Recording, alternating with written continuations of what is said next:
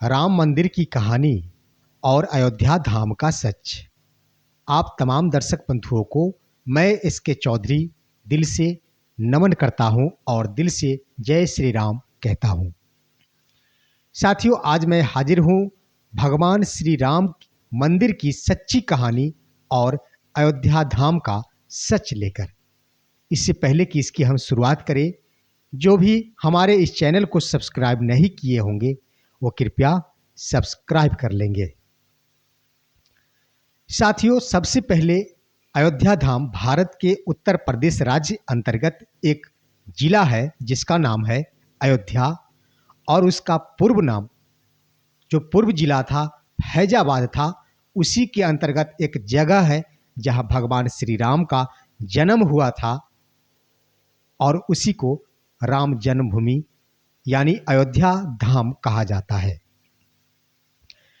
साथियों, भगवान राम की मंदिर की कहानी तो वैसे हजारों वर्ष पूर्व की है, लेकिन इसकी शुरुआत साल 1526 ईस्वी से शुरू होती है, जब मुगल शासक बाबर भारत आया था। उसके आने के 2 साल बाद बाबर ने भगवान राम के जन्म स्थल पर एक मस्जिद का निर्माण कराया और उस मस्जिद का नाम पड़ा बाबरी मस्जिद। दोस्तों, उस मस्जिद के निर्माण हो जाने के बाद अब तमाम भगवान श्री राम के श्रद्धालु वहाँ पूजा पाठ बंद कर दिए, क्योंकि अब वहाँ इस्लाम धर्म के अनुयायी आना प्रारंभ कर दिए और तमाम हिंदू धर्मावलंबियों के लिए पूजा पाठ बिल्कुल वर्जित हो गए। करीब करीब 330 वर्षों तक तमाम हिंदू धर्मावलंबी अपनी आवाज़ नहीं खोल पाए, क्योंकि मुगल शासक काफ़ी मजबूत थी और कठोर से कठोर सजा देने की हैसियत रखती थी। इसलिए तमाम हिंदू धर्मावलंबी अपनी मुंह राम मंदिर के लिए, उनकी पूजा पाठ के लिए दोस्तों नहीं खोल पाए। लेकिन मुगल शासक जब कमज़ोर पड़ी और अंग्रेजी हुकूमत मजबूत हुई और वो शताब्दी 19वीं शताब्दी 1858 ईस्वी की बात है, उस समय में अब तमाम हिंदू धर्मावलंबी भगवान राम के अनुयायियों ने उस स्थल पर पूजा पाठ करने और हवन करने संबंधी एक मांग शुरू कर दी, जिसके आधार पर एक एफआईआर दर्ज हुआ। साथियों, एफआईआर दर्ज होने के बाद उस समय एक थानेदार थे जिनका नाम था शीतल दुबे। उन्होंने इन्वेस्टिगेशन किया और इन्वेस्टिगेशन के आधार पर एक रिपोर्ट लिखी, जिसमें उन्होंने लिखा कि उस मस्जिद के अंतर्गत एक चबूतरे हैं और वह चबूतरा स्पष्ट प्रमाण है कि यहाँ भगवान राम के मंदिर थे। और साथियों, उसी रिपोर्ट के आधार पर तमाम भगवान राम के अनुयायियों को अब वहाँ पूजा पाठ करने की अनुमति मिल गई, लेकिन वैसे खुले रूप में नहीं कर सकते थे। इसके लिए क्या किया गया कि कटीले तार के द्वारा 2 भाग बनाया गया। एक भाग में जाकर हिंदू धर्मावलंबी वहां जाकर पूजा कर सकते थे और दूसरा भाग था जिसमें मुस्लिम समुदाय के लोग अपनी इबादत खाने यानी भगवान के इबादत के लिए उपस्थित हो सकते थे। साथियों, वो मंदिर परिसर के अंतर्गत नहीं थे, वो बाहरी परिसर था जिसमें पूजा पाठ करने के लिए अनुमति मिल गई थी भगवान राम के अनुयायियों को। साथियों, 27 साल बाद 1885 ईस्वी में निर्मोही अखाड़ा के महंत रघुवर दास ने अब फैजाबाद न्यायालय में एक दीवानी मुकदमा दायर कर दी कि ये राम स्थल नहीं है, पूर्ण रूपेण मुस्लिमों का धार्मिक स्थल है, इसलिए पूरा अधिकार मुस्लिम समुदाय को दे दिया जाए और राम भगवान की पूजा, राम मंदिर का अस्तित्व ही समाप्त कर दिया जाए। साथियों, इसके एवज में कहा गया कि वहां पर जो मस्जिद का निर्माण किया गया है उसके लिए एक छत का निर्माण किया जाए, जो कटीले तार है उस पर छत दे दिया जाए और पक्का निर्माण किया जाए और पूर्ण रूपेण उसे मुस्लिम समुदायों को सुपुर्द कर दिया जाए। लेकिन इजाज़त नहीं मिली, बस अपने अपने धर्म की पूजा करने की ही इजाज़त दी गई। साथियों, उस समय भारत के लोग साथियों, हिंदू समुदाय के लोग विशेष रूप से दो दो लड़ाइयाँ जोरों से लड़ रहे थे। एक भगवान राम की मंदिर और पूजा पाठ की, और दूसरा भारत की आज़ादी की लड़ाई। दोस्तों, हुआ यूं कि इस तरह से आज़ादी का समय, यानी आज़ादी के 2 साल बाद 22 दिसंबर 1949 की बात है, जब ढांचे के भीतर गुंबद के नीचे एक मूर्ति का प्रकटीकरण हुआ। उस गुंबद में एक प्रकट हुए भगवान श्री राम दिखाई दिए, भगवान श्री राम, जिसे देखते ही तमाम हिंदू धर्मावलंबी के ऊपर खुशी का बौछार आ गया। अब वो चाहे जैसे भी हो उस स्थल को पाना चाह रहे थे, उस भगवान राम की मंदिर को चाह रहे थे। इसके लिए लाख अब अपनी ताकत झोंकना शुरू कर दी। साथियों, आज़ादी के बाद वो समय आता है 16 जनवरी 1950 को, जब फैजाबाद अदालत में पुनः एक मुकदमा दायर की गई। वो भगवान श्री राम के अनुयायी और विश्व हिंदू परिषद महासभा के, साथियों, हिंदू महासभा के सदस्य थे गोपाल सिंह विशारद। उन्होंने एक मुकदमा दायर की और उसने कहा, उस मुकदमे के अंतर्गत मांग की गई कि जो भी प्रकटीकरण मूर्ति है, अब तमाम हिंदू धर्मावलंबी को उसकी पूजा पाठ करने की स्वतंत्रता दी जाए और सुरक्षा भी प्रदान किया जाए। साथियों, इसी मांग को लेकर अन्य भी मुकदमे दायर किए गए, और उसमें जो मुकदमा दायर किया गया वो रामचंद्र परमहंस के द्वारा, महंत रामचंद्र परमहंस, जिन्होंने भी इसी मुद्दे को लेकर मुकदमा दायर किए। लेकिन एक और बातें उन्होंने जोड़ी कि तमाम हिंदू समुदाय राम भगवान के अनुयायियों को पूजा पाठ करने में बाधा पहुंचाई जाती है, इस्लाम धर्म की ओर से उस पर रोक लगाई जाए। साथियों, इसी तरह समय आया 3 मार्च 1951 ईस्वी को न्यायालय ने मुस्लिम पक्ष को पूजा पाठ में बाधा न पहुंचाने की हिदायत दी, और इस तरह से तमाम हिंदू धर्मावलंबी अब खुले रूप से पूजा पाठ कर सकते थे। अब भगवान राम के मंदिर से संबंधित समय बातें आगे बढ़ती है, और वो समय होता है 17 दिसंबर 1959 को। रामानंद संप्रदाय की तरफ से निर्मोही अखाड़े के 6 व्यक्तियों ने फिर से उस जगह पर स्वामित्व को लेकर एक मुकदमा दायर कर दिया कि यह पूरा का पूरा मुस्लिम समुदाय का है। साथियों, इतना ही नहीं, उत्तर प्रदेश के केंद्रीय सुन्नी वक्फ बोर्ड ने भी एक मुकदमा दायर किया और उस स्थल को पूर्ण रूपेण मुसलमानों का अधिकार बनाने की मांग की। यानी एक तरह से और भी 2 मुकदमे अब उस स्थल के लिए हो गए। साथियों, ये कोशिशें जारी रही। भगवान राम के अनुयायी और उधर अल्लाह के अनुयायी सभी मिलकर अपनी अपनी तरफ खींच रहे थे। एक चाह रहे थे कि यहाँ मस्जिद ही रहे, एक चाह रहे थे कि यहाँ भगवान श्री राम ही रहे, क्योंकि प्रकटीकरण हुआ था तो तमाम लोगों में, रग रग में भगवान राम समा गए थे हिंदू धर्मावलंबी में। साथियों,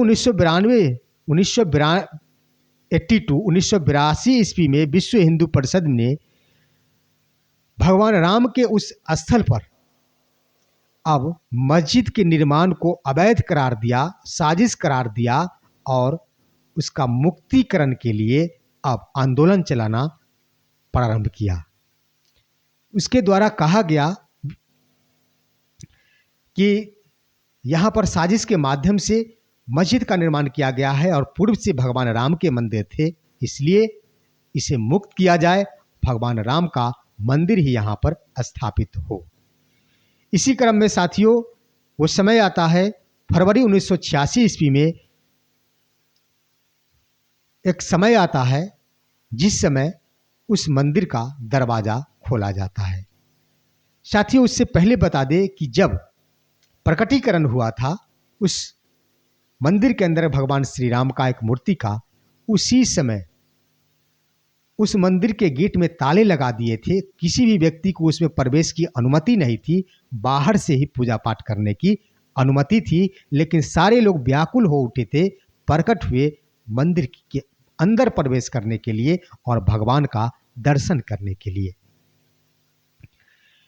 साथियों, इसी क्रम में तमाम हिंदू नेताओं और संत महात्माओं ने 1984 ईस्वी में आंदोलन चलाया था कि चाहे जैसे भी हो गेट उस मंदिर का खोला जाए, जिसके एवज में कोर्ट ने 1986 ईस्वी के फरवरी महीने में उस मंदिर का दरवाज़ा खोलने के लिए राजी हो गए और खोल भी दिए गए।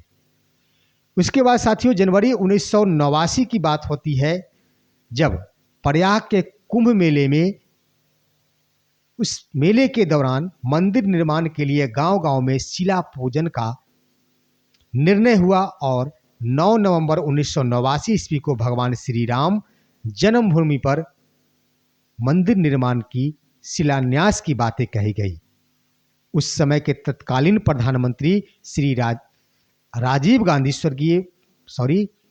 राजीव गांधी महोदय द्वारा इजाजत दे दी गई शिलान्यास करने के लिए और बिहार के निवासी कामेश्वर चौपाल द्वारा वहां पर राम मंदिर का शिलान्यास कर दिया गया। साथियों, बातें आगे बढ़ती है और उसके बाद शिलान्यास तो हो गया, परंतु सरकार द्वारा अब मंदिर निर्माण पर रोक लगा दी गई थी। उसके खर्च नहीं दिए जा रहे थे, क्योंकि सरकार एक ही बात कह रही थी कि दो संप्रदायों के बीच बहुत बड़ा घृणा उत्पन्न होगी, इसलिए मंदिर निर्माण नहीं संभव है। दोस्तों, तनाव जारी थे, धर्मावलंबी चुप नहीं बैठने वाले थे। इसी क्रम में वो समय आता है 6 दिसंबर 1992 को हजारों कार सेवकों ने उस कार के बनीले कटीले जो भी ढांचे थे तार के बनाए गए, वहाँ पर जो भी विवादित ढांचे दीवारें थी, उसको हजारों सेवकों ने, धर्मावलंबियों ने तोड़ दिया और उसी दिन एक अस्थायी मंदिर का निर्माण कर वहाँ पर भगवान श्री राम की पूजा पाठ करना प्रारंभ कर दिए, जिसका परिणाम हुआ कि उत्तर प्रदेश सहित देश के विभिन्न कोनों में हिंदू और मुस्लिम संप्रदाय के बीच दंगे हुए और कई लोग, ढेर सारे लोग मारे गए। लेकिन तमाम भगवान श्री राम के अनुयायियों में जज्बातें कम नहीं हुई साथियों। वे लोग राम मंदिर निर्माण की बातें उगलते रहे और अपनी त्याग कुर्बानी देने के लिए तत्पर रहे। साथियों, इसी बीच समय आता है कि अप्रैल 2002 का वो समय होता है, उच्च न्यायालय लखनऊ की खंडपीठ ने विवादित स्थल का मालिकाना हक तय करने के लिए सुनवाई शुरू की। यानी इस पर किसका हक है, इसका सुनवाई शुरू हुआ 2002 में और उसी क्रम में, सुनवाई के क्रम में साथियों, भारतीय पुरातत्व सर्वेक्षण को कहा गया कि इसका सर्वेक्षण किया जाए कि वास्तव में यहाँ पर भगवान राम का मंदिर था या फिर ये गलत बात है। साथियों, हम आपको बता दें कि भारतीय पुरातत्व सर्वेक्षण द्वारा यह रिपोर्ट सौंपा गया और इसमें कहा गया कि संबंधित स्थल पर जमीन के नीचे एक विशाल हिंदू धार्मिक मंदिर है। इससे स्पष्ट होता है कि यहाँ भगवान श्री राम का ही मंदिर थे। साथियों, बातें आगे बढ़ती है और वो समय होता है 30 सितंबर 2010 को इलाहाबाद उच्च न्यायालय ने इन स्थल पर तमाम 3 प्रकार के विवादित थी और 3 लोग मुख्य रूप से मुकदमे में अव्वल नंबर पर थे, जिसमें एक भगवान श्री राम के अनुयायी थे, दूसरा केंद्रीय सुन्नी वक्फ बोर्ड था और तीसरा साथियों हम आपको बता दें कि वो था निर्मोही अखाड़ा। तो न्यायालय ने बीच का रास्ता निकाला और यही सोचा कि अब इसके भूमि को 3 बराबर भागों में बांट दिया जाए और वो फैसला भी सुना दिया। लेकिन भगवान श्री राम के अनुयायी इस बात को लेकर अब उसी समय सुप्रीम कोर्ट पहुंच गए। साथियों, सुप्रीम कोर्ट पहुंचने के उपरांत बहुत दिनों तक लंबित रही कोर्ट वो केस भगवान श्री राम की मंदिर बनाने को लेकर, और इस तरह से लगभग 8 साल गुजर जाने के बाद, 8 नहीं दोस्तों, लगभग 10 के अंत में सुप्रीम कोर्ट गए थे और वो समय आता है साथियों लगातार 40 दिन तक सुनवाई हुई सुप्रीम कोर्ट के, और 40 दिन के सुनवाई के उपरांत 134 सालों तक विभिन्न न्यायालयों में राम मंदिर निर्माण और राम की पूजा आस्था संबंधी मुद्दे चल रहे थे, लड़ाइयाँ चल रही थी। वो लड़ाई समाप्त हुई और वो तिथि होता है 9 नवंबर 2019 का, जिस दिन सुप्रीम कोर्ट ने अपना फैसला दे दिया कि यह जगह अयोध्या धाम भगवान श्री राम का है और भगवान श्री राम का उस पर स्वामित्व है, जिसके अंतर्गत साथियों 2.77 एकड़ भूमि रामलला के स्वामित्व की मानी गई। और साथियों इतना ही नहीं, निर्मोही अखाड़ा और सुन्नी वक्फ बोर्ड के तमाम मामले को, तमाम दावों को खारिज कर दिया गया। साथियों उस दिन सुप्रीम कोर्ट के निर्णय के उपरांत अब नया निर्णय आ चुका था कि वो राम भूमि है, भगवान श्री राम का स्वामित्व है। इसके आधार पर 5 अगस्त 2020 ईस्वी को अयोध्या में राम मंदिर की आधारशिला रखी गई, जिसमें प्रधानमंत्री श्री नरेंद्र मोदी शामिल हुए और उन्होंने भव्य मंदिर निर्माण प्रारंभ करने की घोषणा की और शुरू भी हो गया। साथियों अरबों रुपए की लागत से एक शानदार और भव्य मंदिर का निर्माण अयोध्या धाम में हो गया, जिसका की ऐतिहासिक तिथि 22 जनवरी 2024 को वहां भगवान श्री राम की प्राण प्रतिष्ठा स्थापित हो गई है और 23 जनवरी 2024 से वह मंदिर आम लोगों के लिए खोल दिए गए हैं। तो साथियों ये थे भगवान श्री राम मंदिर की सच्ची कहानी और अयोध्या धाम का सच। कैसी लगी आज की हमारी ये कहानी, आप हमें कमेंट में अवश्य बताएंगे और हमारे वीडियो को लाइक कर इसे अपने तमाम भगवान राम के भक्तों के पास शेयर कर देंगे। हम फिर मिलेंगे, तब तक के लिए जय हिंद, जय भारत।